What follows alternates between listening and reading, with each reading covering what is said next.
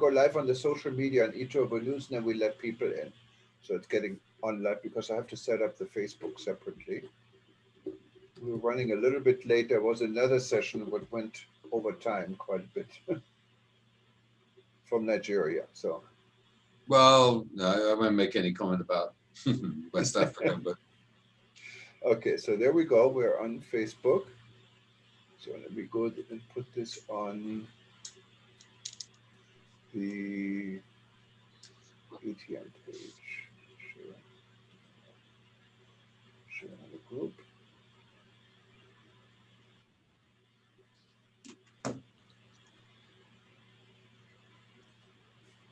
Okay, so we got that.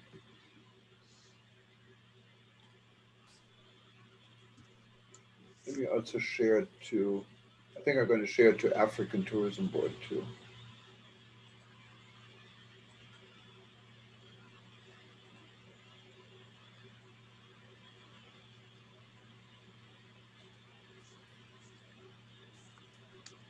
Okay. Good day, everyone. Thank you for joining us on ETOA News and Facebook. We're going to start in just a minute or two. So, let people in.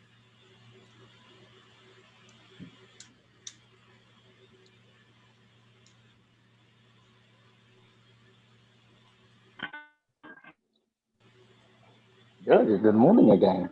Oh, good morning. We're actually in your home area. Yes, Stephen indeed. is a guy who has been on every single event we had. We had a lot of those.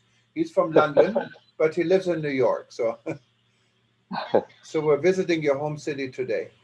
I wished if I were there physically. well, it's Thank nice to you. see Nancy. Well, you know, Hi, Nancy. Hello, Thomas. How are you? Very well.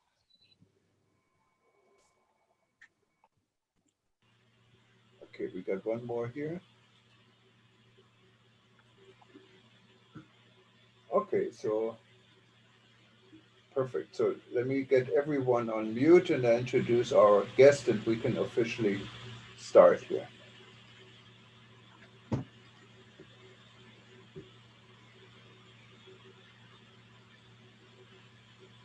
Aloha and good evening. My name is Jürgen Steinmetz, and I'm joining you from livestream.travel eTurbo News in Honolulu, Hawaii. And today we're going to London.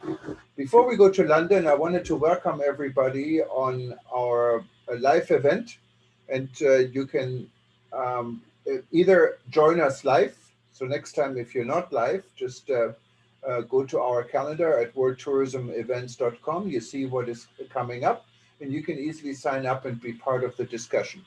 Otherwise, you can always watch us live on ETOA News, on live stream, and, meetings, and any of our other publications, and we welcome you. We're celebrating the entire month, the launch for World Tourism Network. World Tourism Network is a discussion started under rebuilding.travel in March. After the ITB trade show in March, we started in Berlin, and the topic was COVID-19. And it happened at a time where no one really knew what COVID was about. Now we know, and we see the consequences. And this is, of course, a very serious issue, and we're following it from every angle and from everywhere in the world. World Tourism Network now has a little bit more than 1,000 members in 124 countries. And our goal is really to help everyone out in the travel and tourism industry, and specifically the medium and small type businesses. We're an organization, or we're a network. We build from the bottom to the top and not from the top to the bottom. That means our goal is to have very active local chapters. We have 12 so far in various parts of the world. It's growing. And we have discussion groups. These are global groups about various subjects. And our global setup and communication is really meant to support these local issues on a larger platform, what may give local issues higher importance in at some times. Now, without further delay, I'd like to welcome a good friend and also a member and a hero You all know we have the Tourism Hero program under World Tourism Network, and we have 16 heroes, and one of them is sitting right here. That's Thomas Jenkins. He has been a victim and and a participant and a leader in the COVID crisis from the very first moment. For those that don't know Thomas, he is the CEO of ETOA, the European Tour Operator Association, I believe it stands for. And we call him really Mr. European Tourism. And if anyone is familiar with the situation, what is going on in Europe, it's Tom. And as you all know, if you read ETOA News or any other, watch any other news media, there has been a situation, it's developing in the UK. The United Kingdom is pretty much cut off from most parts of the world because of a new strain of the coronavirus, and what is, of course, quite frightening. And Tom is right in the middle of it and will give us an update. And specifically, we're going to talk about the status of the travel and tourism industry, what to expect, and then maybe open up for some questions. Tom, welcome, and thank you for joining us. Please unmute yourself. Tom, you're muted still. Well, thank you, Jürgen. That was certainly a humbling introduction. Nobody feels less heroic than I do, particularly at the moment in a lockdown London. It looks like the set of the Amiga Man at the moment. There is nobody here. I think you've alluded to the fact that the UK has suddenly found itself to be rather like Typhoid Mary. I think, frankly, this is going to pass. I think the initial blockage on all outgoing freight, for example, with France is going to be cleared in the next 24 to 48 hours. And I think whilst it's going to be very difficult for people in the UK to be traveling overseas in the next few weeks, whilst people come to terms with this new strain of the virus, which is concerning. I don't want to downplay the alarming nature of it. I imagine that within 2 to 3 weeks, things will start getting back to normal, if you can refer to the current crisis as normality. The one thing I might quietly point out is that the situation, whilst very concerning, doesn't actually change much in terms of tourism. At the moment, there is effectively no tourism in Europe. If you look at, in a moment we'll look back at what 2020 what's happened in 2020 and what might happen in 2021. But at the moment, the only thing moving, the only thing supposed to be moving or expected to move, are people visiting friends and relatives. Effectively, people returning home for Christmas. And this has been disrupted, and it's obviously very, very disheartening and sad for those people who find themselves stranded in these circumstances. And our heart goes out to them. But in terms of tourism, in terms of the business of tourism, very little is going to be happening now anyway. So what's been lost in tourism terms is nugatory. Now, how's you said you're in the office, right? Or you're working from home? I'm in my office. Someone has to open the post and answer the telephones, and it lands to me. Mercifully, I live not far from, not because I've chosen the office because it's near my house, I hasten to add, but I live in a kind of dodgy area of Camden, and it's quite easy for me to cycle into work from there. So if anybody can do it, I do it, and I do it very cheerfully. It's very nice to be. It's great to self-isolate in central London. If you want to, get in touch with yourself and your inner zen, the place to do it is London at the moment. You won't have anybody disturbing you. Is the tube running? The buses are running? Everything's running. Everything. Well, the tube is running. The buses are running. The taxis are moving around. They're very keen for business if you want to come to London and see that. And what they call essential shops are open. And this is it's a reasonably broad church. It means that hardware stores are open, for example, food stores are open. Restaurants are open to do takeaways, if that's what you want. And rather bizarrely, certain things like cycle shops are open. Our Prime Minister was a keen cyclist in a former life. So I think there is some economic activity taking place, and certainly there are all the supermarkets, for example, are there, and they're not unbusy. There's a build up to Christmas at the moment. But the scenes in London last Saturday, when they announced that they were closing effectively the service economy as of 12 o'clock Saturday night, that was very, very busy indeed. People are desperately trying to get their Christmas shopping in before all the clothes shops and all the department stores close down. And they're going to be shut like they are under lockdown for the next 2 to 3 weeks until this current phase blows over. Now, with so many countries now locking their borders towards the UK, what flights are operating? I think the United States is still open to you guys. Right? That's a piece of information I don't have, to be frank. You can look it up. Your audience can look that up immediately. I believe the US is still open, yes, and there are countries which are still flying. I think it's just at the moment until people. Sorry, I'm hesitating because I wonder whether my opinion is valid, but I think that this is entirely natural reaction for national governments to react in this way because they've got a domestic audience they need to appeal to. My instinct is that if this new form of the virus is as virulent as people say it is, and if it's already been spread, then it's out the bag.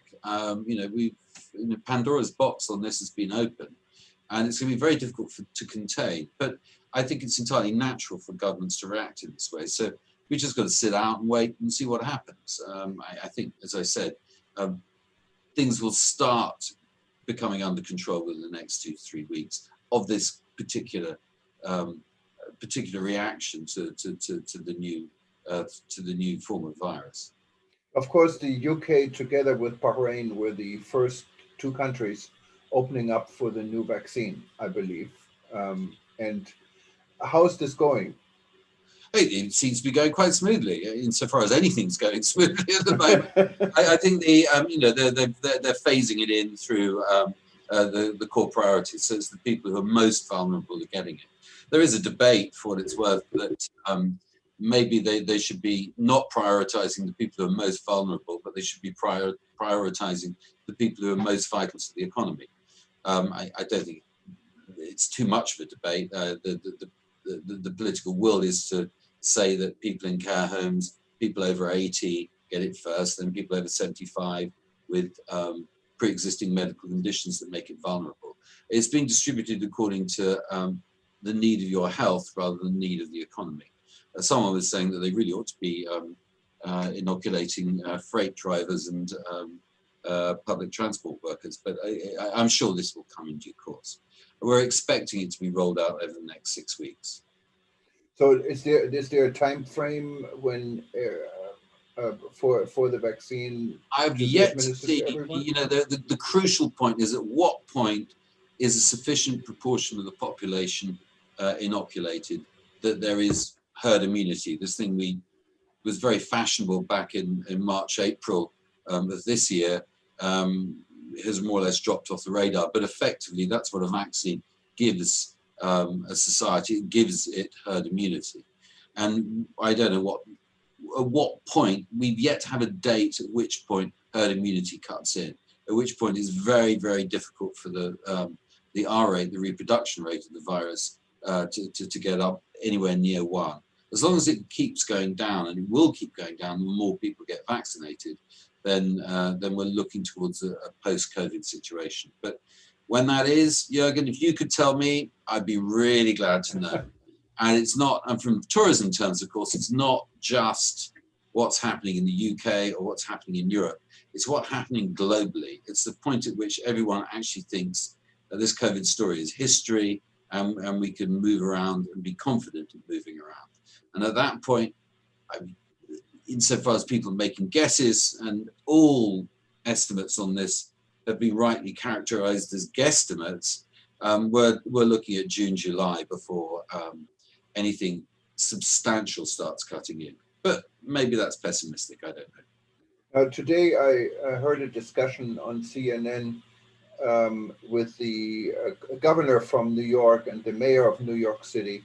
And New York is now the only state, except for Hawaii, where there is a COVID test required before you arrive in New York. That means flights operating from London to New York, people have to have a negative COVID test before they arrive. Do you think this should become the new norm in the world, that people before they step on an aircraft should get a test, and the test should be negative? No, I mean, what do I think? I think we're going to reach, as I said, I think we're going to reach a stage where this is history, where there is enough, there is enough vaccinated people out there for this to be unnecessary. I think in the short term, it's perfectly valid. You've got to, what you're watching is you're looking at politicians reacting partly because there is a health need and partly because they need to be seen to be doing something.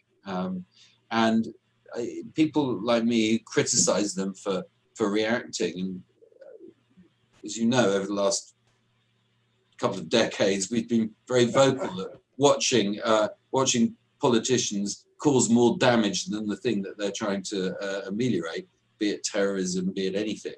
But we also have to expect that they live in a real political world. And if there is a virus flying around and there is an action they can take that looks like they're being tough, they're going to take it. And if it means that tourists or incoming visitors are inconvenienced, I'm afraid that incoming visitors will be inconvenienced if it makes political sense. And this is what we're looking at. I don't think, as Ayata is very, very keen to point out, flying in itself doesn't generate too much transmission.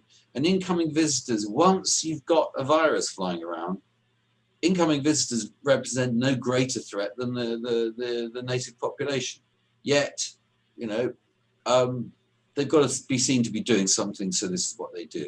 I think until we see a vaccine, until we've got the situation under control, travel is going to be a very, very minor phenomenon, and it's going to be a niche activity for a few people. And if those people wish to travel, and if the condition on them is for them to travel is that they have to have a test, that's what they have to do. But I don't think this is a long-term phenomenon. It's a short-term proposition for what is a very short to medium-term problem. Well, at least you see the light at the end of the tunnel, which is a good thing.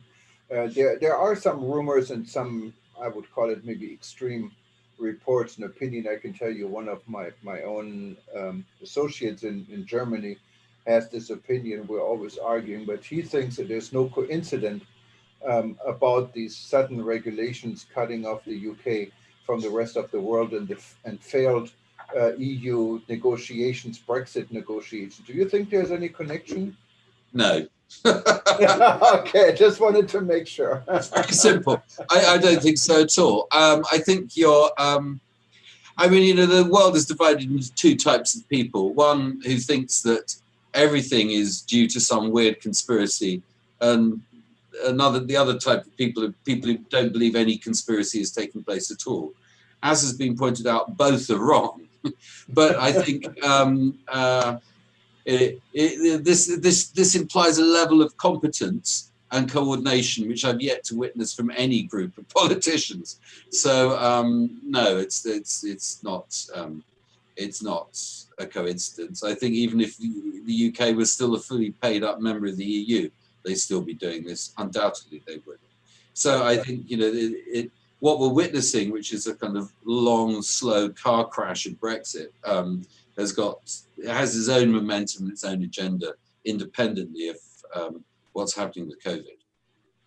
How's the mood within the industry? I know you have, I don't know how many members do you have at ETOA? Well, we have about sort of an interesting question at the moment.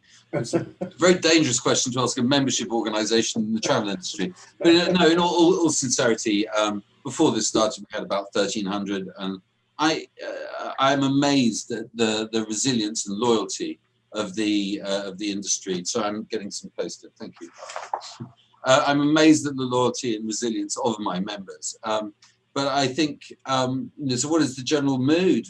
I think, like everybody in the world, people are in a coma, frankly. Right.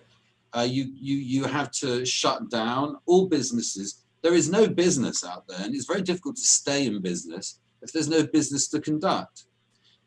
So what everyone has done is slash costs where they can. I'm afraid that involves laying off staff and trying to keep going as a viable business, of waiting for the dawn to break.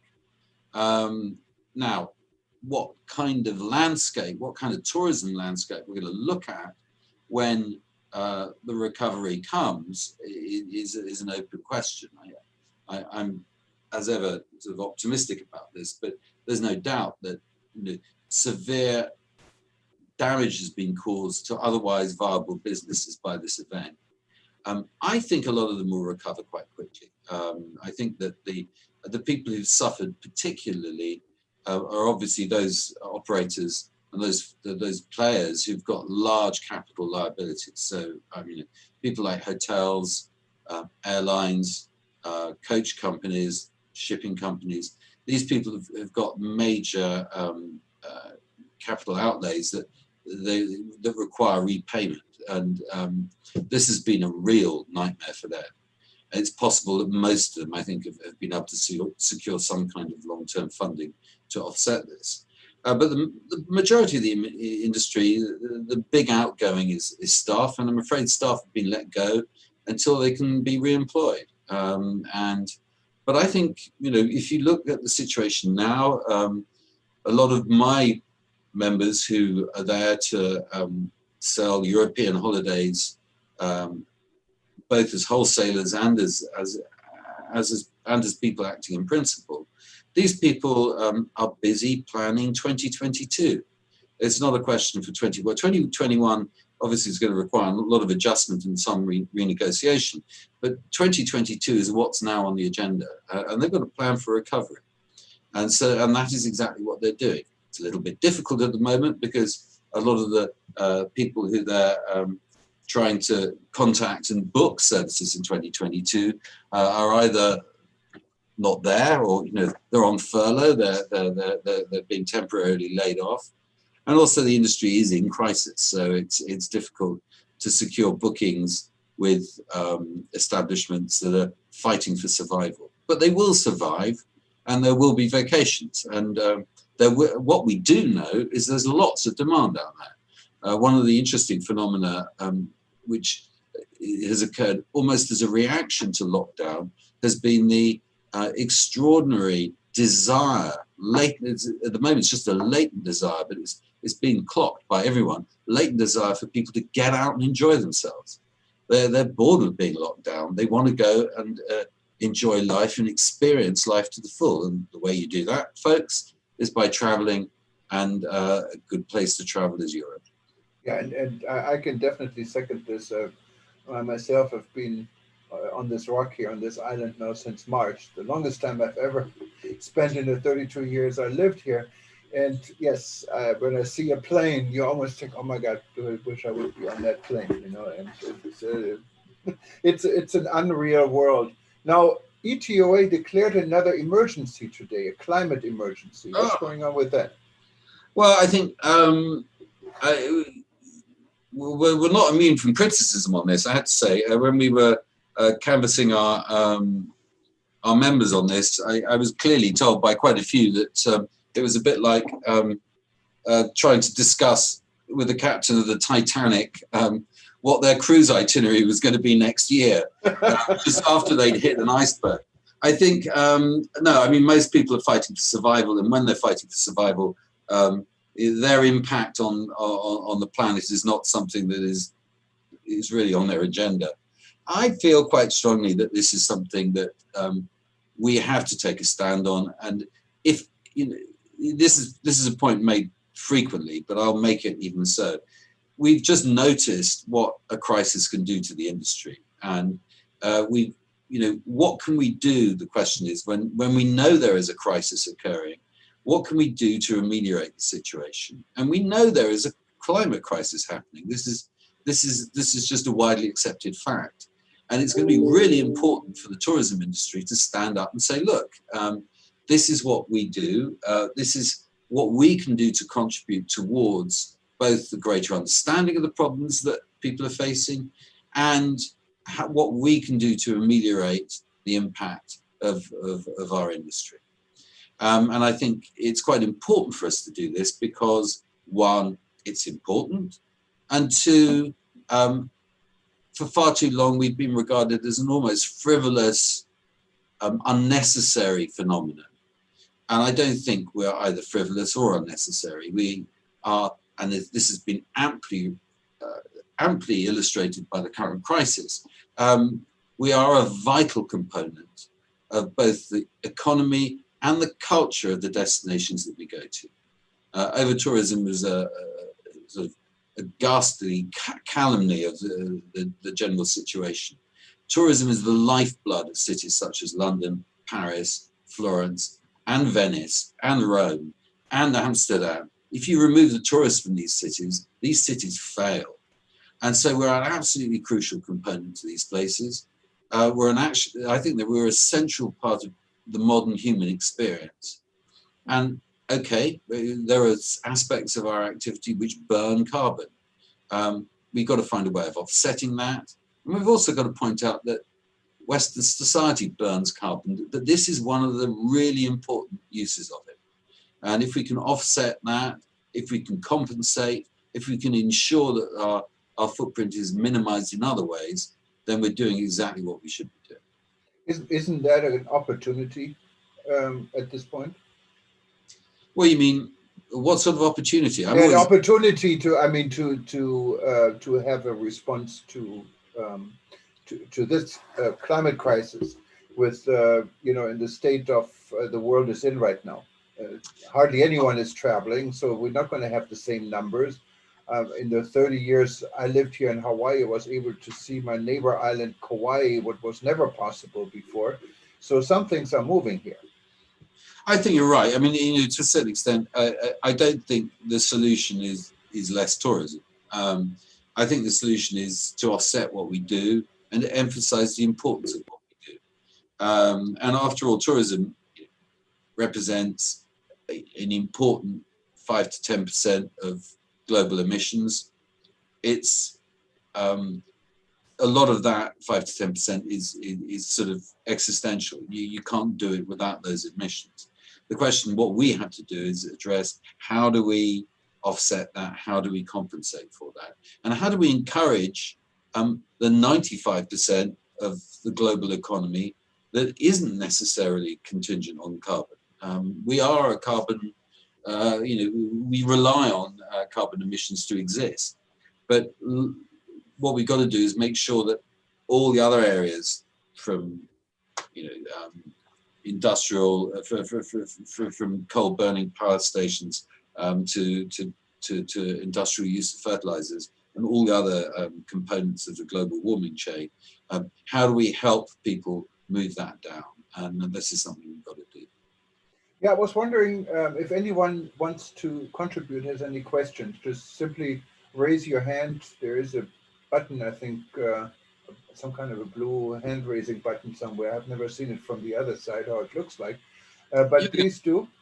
Jürgen, what I'd be very interested to hear is what the audience think about when they think the recovery is going to start and what shape they think it's going to be like. I mean, is it going to be, the conventional model that people are putting forward at the moment is that first it's going to be domestic travel, then it's going to be short haul, then it's going to be long haul. This is the sort of model that everyone is proposing. I think, I genuinely, I don't know. We don't know if it's going to be gradual, this recovery, and there are a lot of arguments to say that it will be gradual, or whether it's going to burst forth like the sun behind a cloud at midday. We just don't know at the moment. I think it's going to take some time. Tourism on the whole relies on momentum to deliver numbers. You need people going to a destination, coming back to the origin market, saying what a great time they had there, and this in itself genders more business and more business. And over the years, we've seen things build up, and then there's been a collapse in demand, and then it rebuilds again. But it's something where you normally rely, you need people going to a destination, coming back to the origin market, same what it. Yes, so if anyone wants to jump in here, just raise your hand. I wonder if I just can call out Stephen, because he's been always active and has listened to everything we had so far. What do you think, Stephen?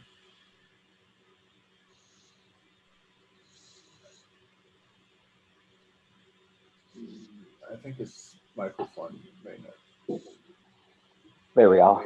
There we go. Thank you Okay. for having me. It's always a pleasure to be here. I think it's going to start, actually, I quite agree with Thomas, it will start domestically before it branches out to the international market as well, because as right now, as you know, in the United States, with all the cases that that we have here, we've got to get these cases under control first, right here domestically, before we start about looking towards the international market. And as our governor and mayor had talked about, with people getting tested to come into the country, especially into New York first, and it's going to be rather difficult to achieve that at the moment, because lots of people they really don't want to get tested, and a lot of my clients actually they would love to travel, but they are reluctant to get tested, and also when they arrive at the destinations to be in quarantine, and that's a major problem that everybody's having. And it will take some time, actually, especially with what's going on right now. It will take some time. Thank Okay, you. and anyone else wanted to contribute? I'm wondering, Birgit is there. She always has been active. And Birgit, you have a new book, you told me today. She's joining us from Hamburg. What is your input here?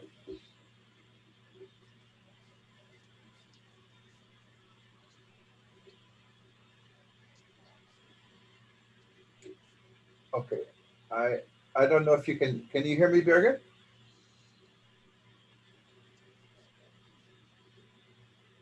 Okay.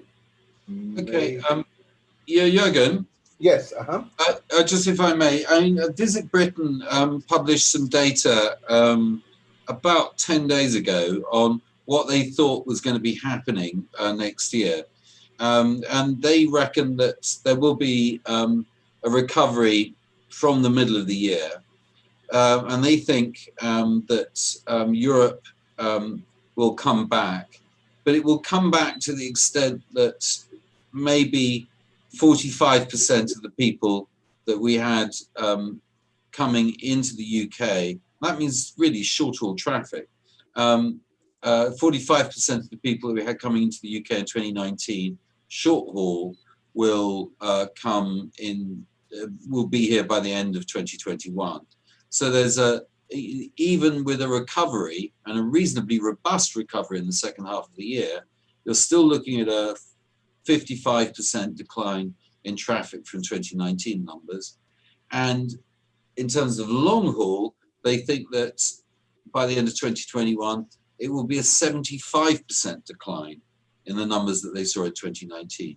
So the recovery that they're predicting for the second half is muted. I mean, it's real, and it's substantially better than 2020, but it's really muted. And it's looking much, much more like a 2023 prognosis before we see a real recovery back to numbers that look like those that we saw at the end of the 2010s.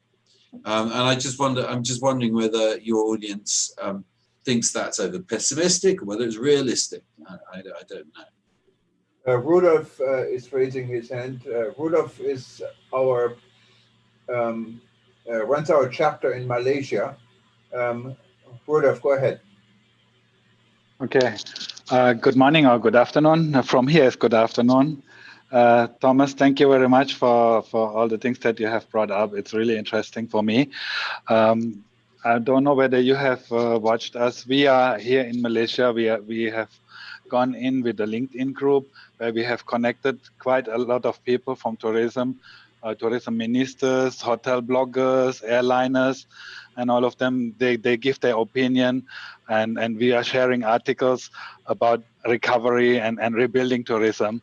So actually, what you said last was more or less the focus reason during the past few days, that people are saying, yes, 2023, 2024, maybe we can have this recovery for international tourism. But we have seen now here in Malaysia, especially during the past 2 weekends, was the domestic tourism has really gone up and shot up so much, because we came out of the lockdown, of our third lockdown, our third wave, and everybody was really keen to go out. And especially here in Penang, where I am now, Penang is an island where we have different kind of tourism. We have the UNESCO World Heritage Site, and we also have beaches, and we also have rainforest and open areas. So what we have seen here was people really went to the beach, people went to the open areas, people went less to the town, but they still went, because Penang is a food heaven as well, so everybody's going for good food. But end of the day, during the past 2 weekends, we have seen it today, and we have posted it also today, we had an occupancy in the hotels of 82%. Wow.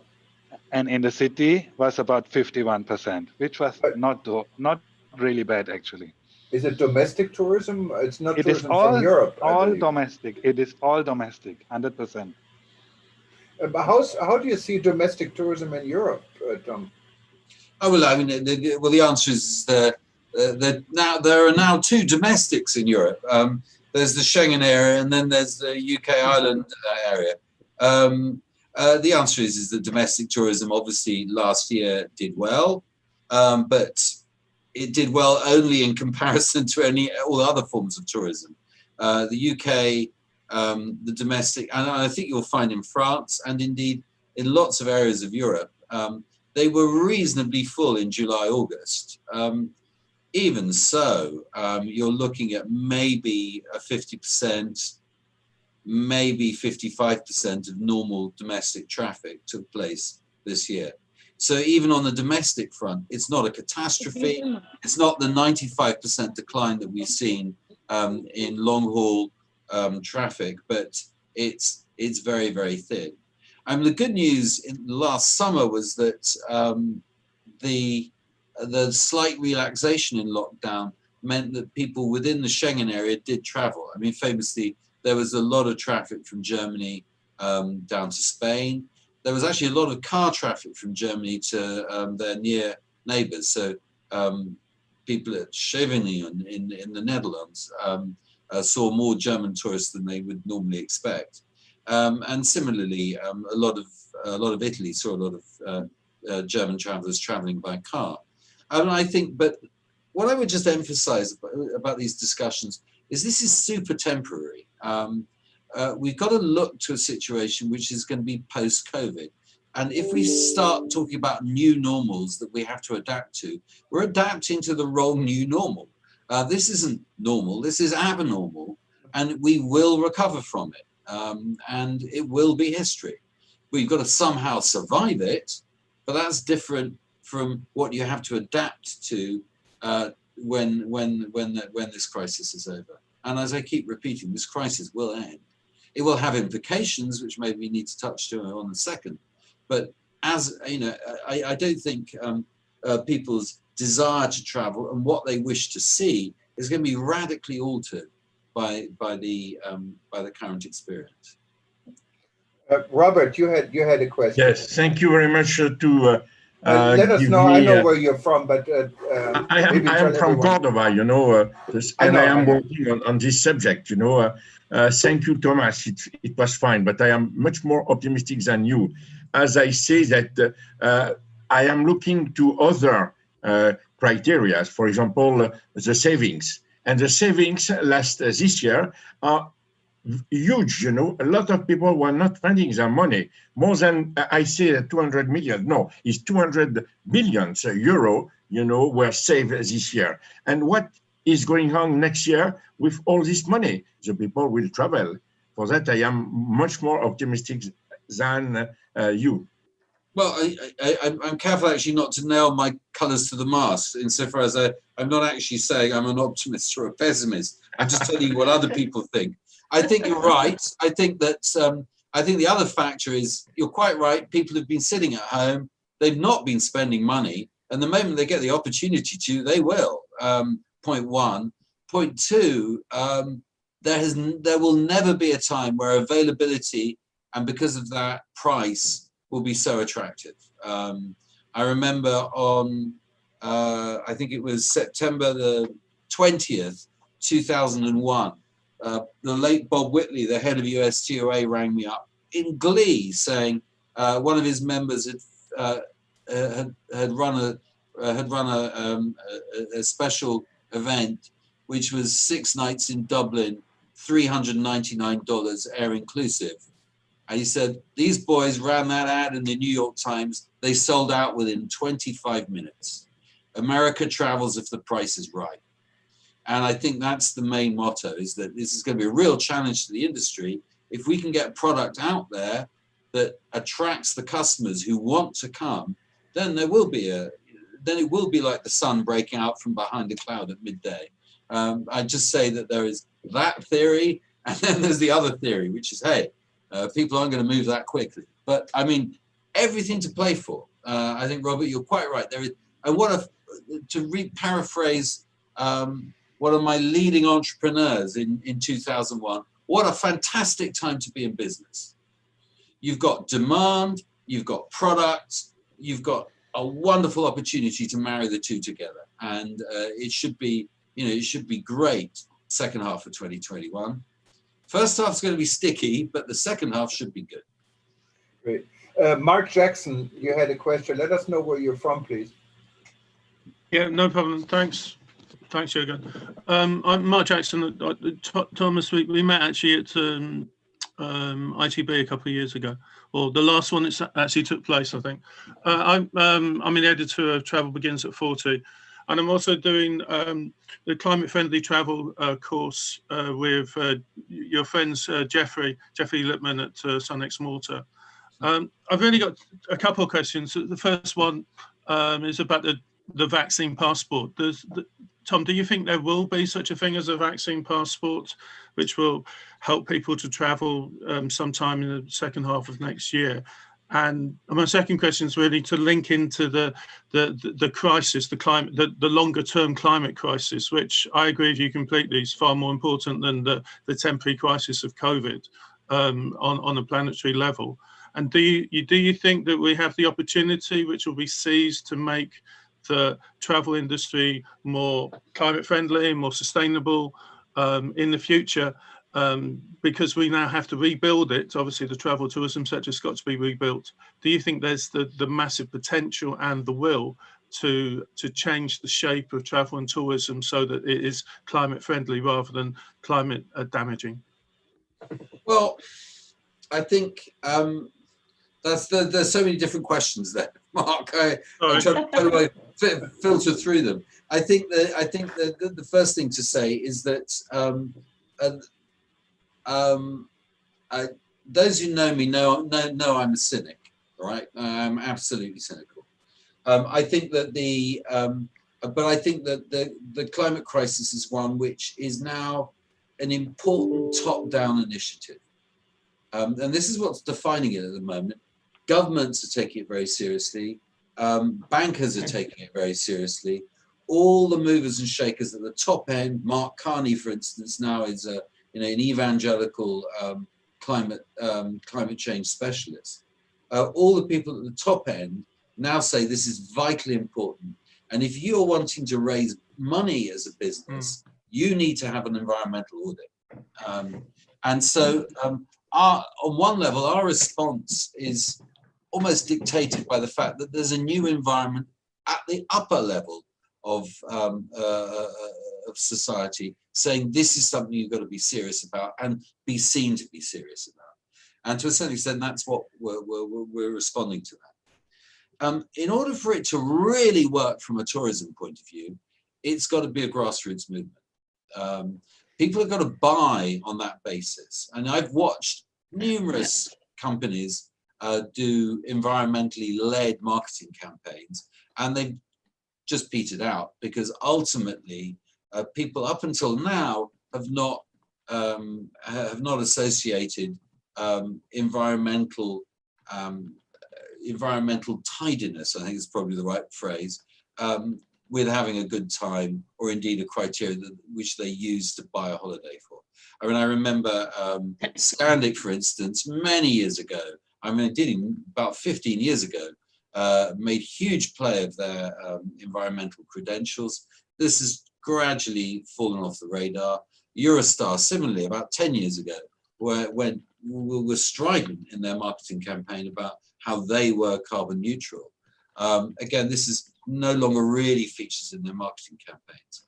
So until it actually becomes a central plank of people's sales and marketing techniques, it's going to be a tough one to sell just on the kind of on the granular B2B level. But we think it's got to come that way, and that's why we're moving in the direction that we are. Thank you. Thank you, Mark. Just quickly on the vaccine passport, do you think there will be a vaccine passport, or do you think there won't be any need? Well, I hope there won't be a need for one. Sure. So I hope that, you know, we reach a stage where the vaccine has created the sort of immunity where it's irrelevant. And I think it's, but it's possible. It's possible that there are circumstances where it might come in useful. I can't see it happening, but I may be wrong. On this, I mean, I see, sure, I can be completely frank with you and say, I simply don't know, Mark. I mean, it may happen, may not, I don't know. It's, I thought it might be a good idea, but I think that what they're doing at the moment is rolling out vaccines. I mean, things like Operation Warp Speed in America. They should get a level of vaccines where vaccines are no longer mandatory for people moving around. Anyway, sorry, I'm elaborating on my ignorance rather than anything else. Raed in Saudi Arabia. Raed runs our local chapter in Saudi Arabia. We had a session on Saudi Arabia just recently. Welcome, Raed. You had a question. You have to unmute yourself, please. I heard him before. Okay. Here we go. Thank you very much, Mr. Jürgen. And I would like to say hello to our guest today, Mr. Thomas. It's really great to attend this very fruitful workshop or seminar. And actually, my question is that since we integrated WTO in Saudi Arabia, we would like to work closely with ETOA, the European Tour Operator Association. As you know, Saudi Arabia just opened up in October last year, 2019, and it has a lot of great inbound tourism product. It offers many beautiful virgin beaches plus historical cultural sites. Archaeologists would love to visit, I'm sure. As well as there are many global events that will take place. It's only due to COVID that it has not been actually performed according to the plans. But as you said, Mr. Thomas, hopefully, you know, we will fight and we will win over COVID.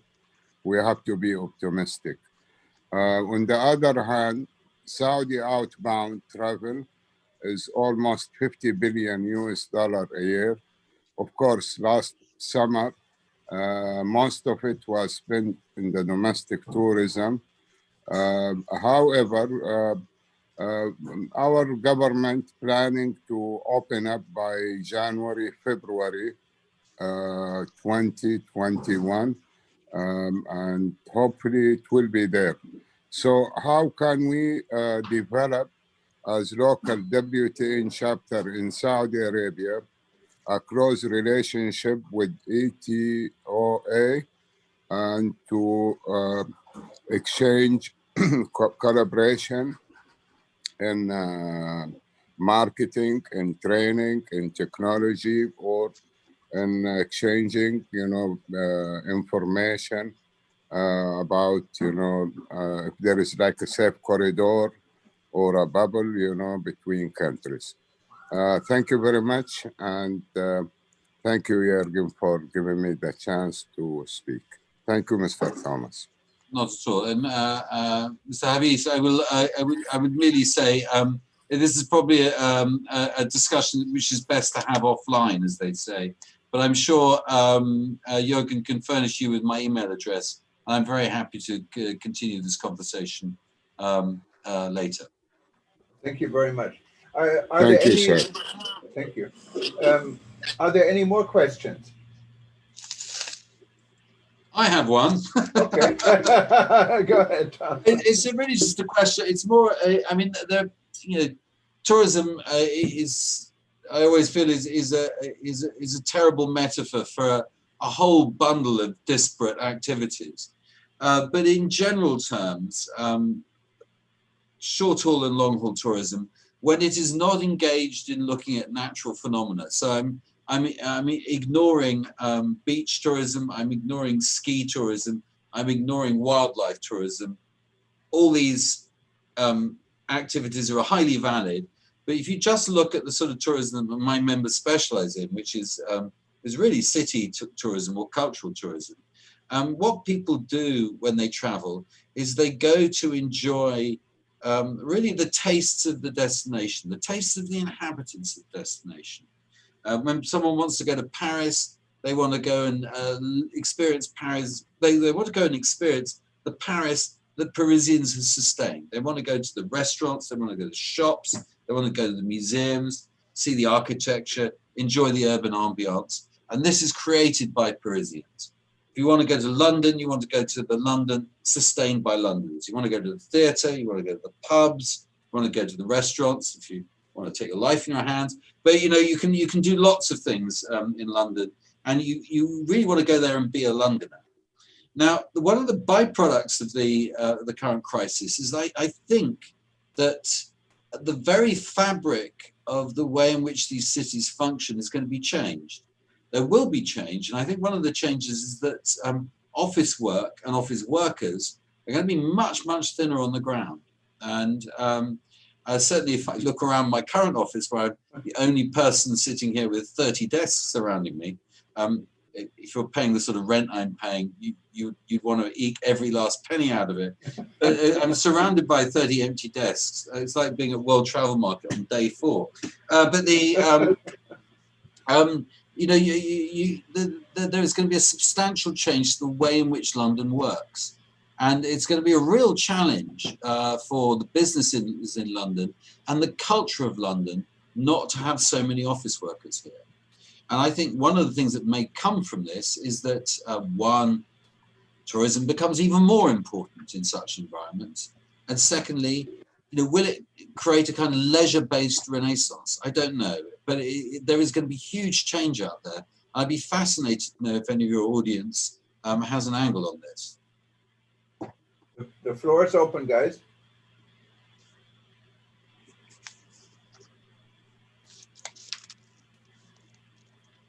Well, I think everyone is thinking very hard. Go ahead. You wanted to say something. Can you hear me, Thomas? Yes, we can hear you. Yeah, great. Hi, it's delightful to be here this morning, and I'm really enjoying this fantastic open chat. It's fabulous. I think the point that I can see has really arisen from this is people have really learned to appreciate the benefits of leisure, of what we do. If the little things are connecting with people, as you pointed out, when you travel, what is it? you know, it's not a product per se. It's a human interconnection that we enjoy, and that's what we're lacking at the moment. So as soon as the doors are open in any which way, people will be desperate to go out and travel again, whether it's domestic or even regional, which I have a few family members just leaving Germany to Spain. You know, so people are, as we keep saying, quite desperate to travel again for that aspect, to feel alive. And that's what I think travel and tourism is all about. Thank you, very good. Emmanuel, I think you're in Ghana, right? You're raising your hand. Yes, thank you very much, Jorgen, and a very good morning and afternoon to everyone.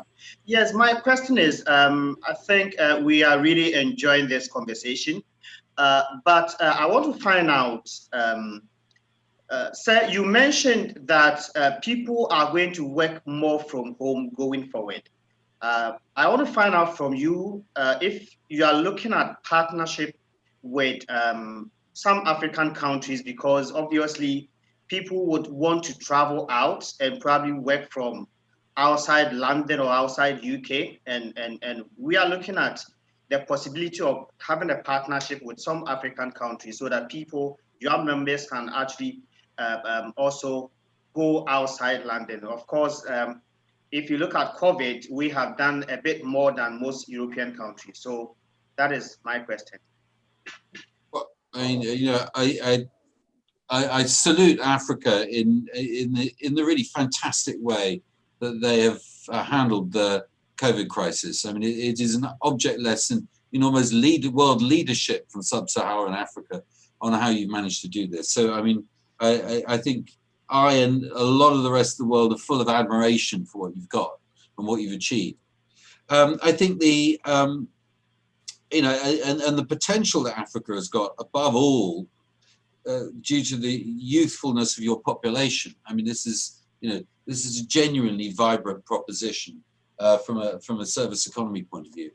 I ought to confess that I am principally involved in European inbound tourism. So I'm not something that naturally looks to Africa as a tourism destination, possibly as a, you know, a high growth origin market for Europe, but not as a tourism destination.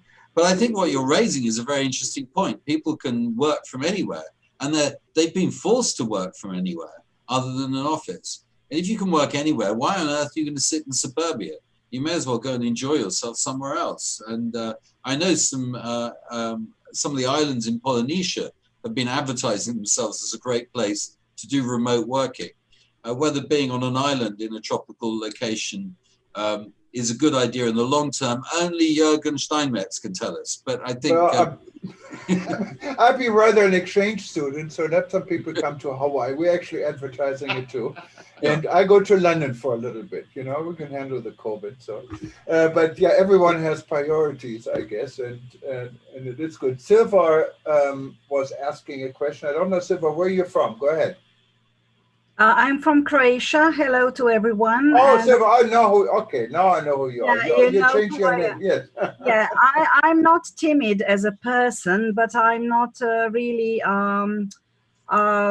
you know, very much a talker. But I think that all of those talks about the nature, the green, and everything. I mean, I adore green, and I love everything that is related to nature. But and Croatia has certainly much to show about nature, because we have mountains, we have the beautiful sea and everything. But I think that we have to not to confuse the green and the rest of the things that I do mainly incentives, okay? So you cannot virtually swim in the Adriatic Sea. You cannot virtually do anything. You have to come to destination. And if now, because of COVID, people are only thinking about doing some separate, secluded something, then it's not working. You know what I mean? I think that we are too much talking about the global decarbonization and everything, but actually we need to see what we have. Of course, we are supporting the nature and everything about it, but I think that we are now having this panem et circenses. You know what I mean? When you know, I don't know whether you can follow my lead, but actually we have to concentrate how to regain travel the way it was before. Not exactly how it was before, but as Thomas, Thomas, I can congratulate you because you are really put in a nutshell what I wanted to say. People love to see the destination as it is, mingle with the locals. And if we are going to have this fear, and I'm also not happy about these travel bubbles, you know, I'm not happy about it, because travel bubble, I don't know. So what, you go to A to B, you just travel around, okay, you support the local tourism, but what about the people that love to see the other part of the world?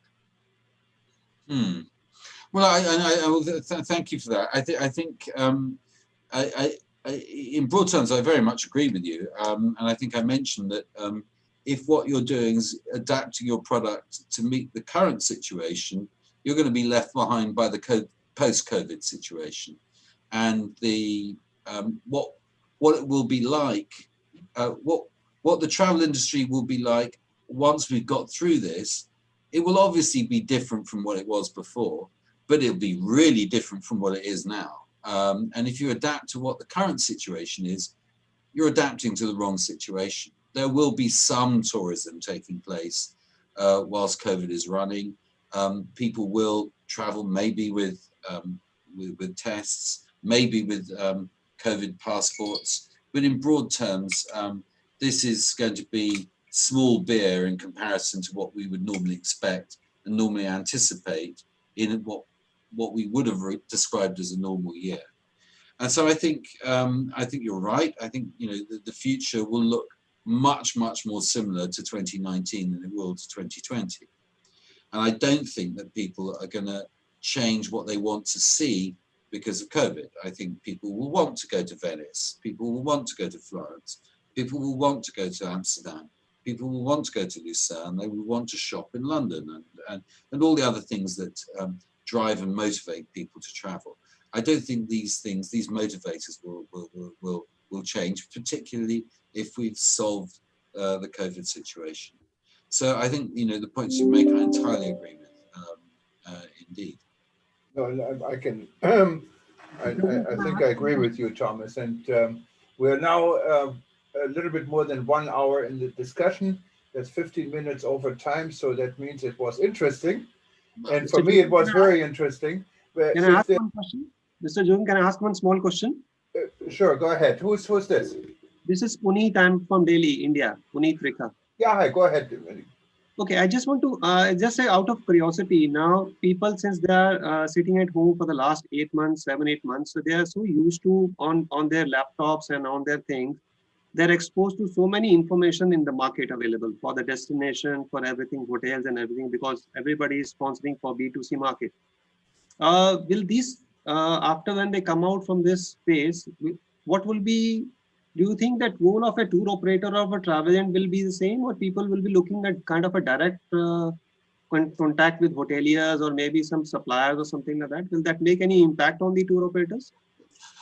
I think, as I said earlier, I think this is going to be a fantastic time to be an intermediary. I think hotels, this is really a sort of a slightly exotic discussion to have, and it's a problem associated with demand. And at the moment we have no demand. But assuming that we have demand, I think hotels who are interested in direct sales will be locked on their guaranteed minimum rate distribution patterns. And guaranteed minimum rate distribution patterns may not shift the sort of stock you need to shift. And I think this is going to be a golden period for wholesalers to move in and offer disguised deals using land air packages or whatever other varieties are at their disposal. I think this is going to be a really interesting phase. I think that, you know, the crucial point will be the shoulder period between June, July, August.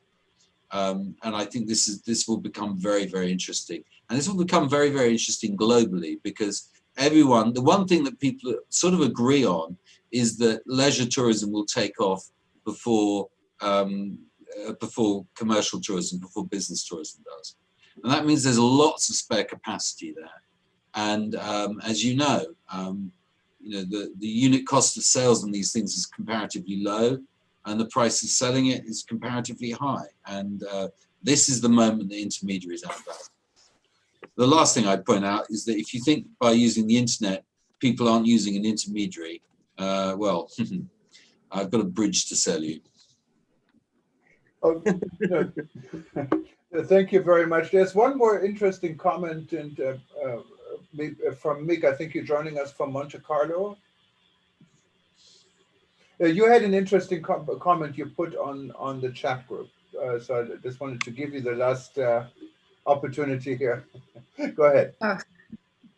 Well, thank you. Good morning. I'm phoning in today, not from Monte Carlo, but from Monte Carlo in Italy. But yes, I do believe there's, from the question of Praneet, I believe there's a big role for tour operators, but also DMCs in the recovery after the local experts of the No, you're all right. It's just only 5 miles. 10 past is your appointment. I'm sorry, there's someone else in here. Let me try to mute. Okay, go ahead.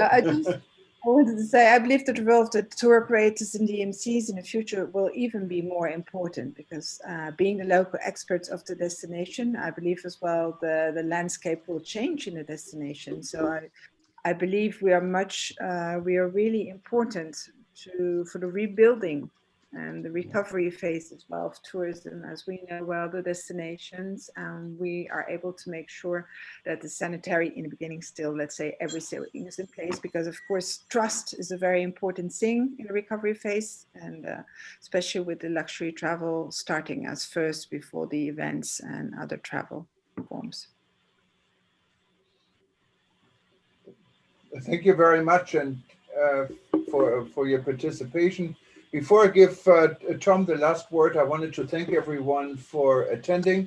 This was an interesting session, and I knew when I asked Tom if he would spare a few minutes. Now he spared more than an hour. It's always an interesting session, and it is. You just have what it takes to really get an audience interested, and your positive message is an inspiration for many of us, I think. And I wanted to remind everyone that we have a number of sessions still coming up before now and the end of the year. For example, on Saturday, we're going to Bermuda, and we're talking about COVID-19 and the impact on tourism in Bermuda. On the 29th, you shouldn't miss this one. We have Louis D'Amour, who is laying out what is next with Peace to Tourism. In his last session last week, we talked about his 35 years since Louis D'Amour became and founded Peace to Tourism. And then we're going to finish the launch month for the World Tourism Network, and this year with a fascinating presentation with tour guides from all over the world, what is put together by Mauricia. She's with the World Federation of Tourist Guides Association, and we're going to celebrate a new year, hopefully with less or no corona, because you know that the Spanish flu just finished 100 years ago at the end of this. So it's a good opportunity to maybe say goodbye, as much as we can say goodbye to corona, and start the new year on a better note. But if you haven't joined WTN yet, just go to WTN.travel. You can join us. You can see what's coming up next. We have options to become an observer. There's no charge, or you become a member, and there's a small membership fee. You can join our chapters. You can join our interest groups, and we love to have you on board. Tom, I give you the last word. Well, I would just encourage everyone to pay the small membership fee. As a membership organization, we're entirely in favor of membership fees and of people paying it. Just to say, on a less frivolous note, I would just emphasize that, it's going to be tough. We've got to survive, but we will get there, and we will have a new tourism industry. It will be prosperous. We just got to be careful, and we've got to survive. And the first part of sustainability is staying in business. Then you've got to worry about your impact on the environment. With that thought, I'm just going to hand you back to Jürgen. It's been an honor to be with you, Jürgen. It's always fun. I always enjoy it, and I look forward to the next time. Thank you very much, Tom, and you stay safe. Keep going to your office, and hope you can get a good cup of coffee now. Now it's early. I will have a wonderful cup of coffee.